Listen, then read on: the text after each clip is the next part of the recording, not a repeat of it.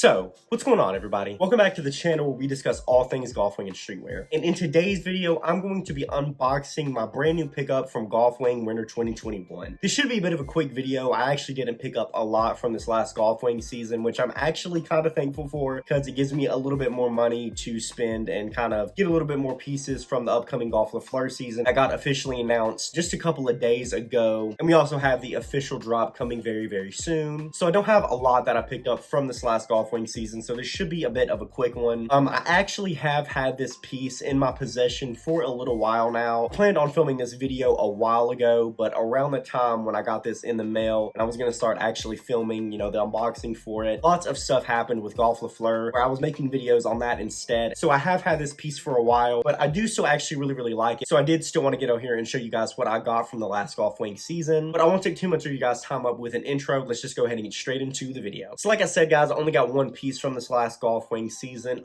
There was a decent number of pieces that I actually liked from the season. I thought that it was definitely a solid Golf Wang season. There were definitely a couple of pieces that I wasn't a huge fan of, but there were a couple of pieces that I did really enjoy. But there was one piece that, all things considered, ended up being the one that I decided to get my hands on. Like I said, I decided to take it a little bit light on this Golf Wang season, so I didn't want to go for any of the big name, like really expensive pieces. But there were a couple of the more expensive pieces from the season that I did really like the flame puffer and the leather quilted jacket. Pieces like that I really enjoyed that I just unfortunately was not able to get my hands on because of the price. But the piece that I did pick up is one that we actually saw get leaked. I don't know if any of you remember, but it actually got leaked over on Golf Wang Reporter's page. It was it happened a couple of months before the season actually got released, and when I saw it get leaked, pretty much ever since then I had my eye on it, and I knew that whenever it did drop, it was going to be one of the pieces that I was definitely going to look forward to copying. So the piece that I picked up from the most recent season is actually this rib knit ARC logo sweater. So like I said, guys, this piece actually did get leaked a couple of months before the Winter 2021 season actually got released, but the colorway that got leaked was actually the brown colorway of this sweater. I decided to go with this navy blue sweater because I already have like so much brown in my closet, and I actually really like how the white ribbing contrasted with the blue on this sweater. I think it made it pop a lot more. It really just kind of shows that texture and style that they were going for with the sweater. It is a really simple piece. Pretty much the only branding we have is this like kind of ARC logo golf thing in the middle with some stripes. But the real thing for me with this sweater that brings it home is the quality and the really unique knit style that they decided to go with on this. So a lot of times on the cuffs of sweaters and a lot of jackets and stuff, the cuffs of them will actually be ribbed, and it has a really cool, like really unique texture to it. So pretty much what they went for with this is they took that kind of rib knit style that's usually on the cuffs of a lot of pieces, and they just kind of built this entire sweater out of that kind of knit style, and I think it gave it a really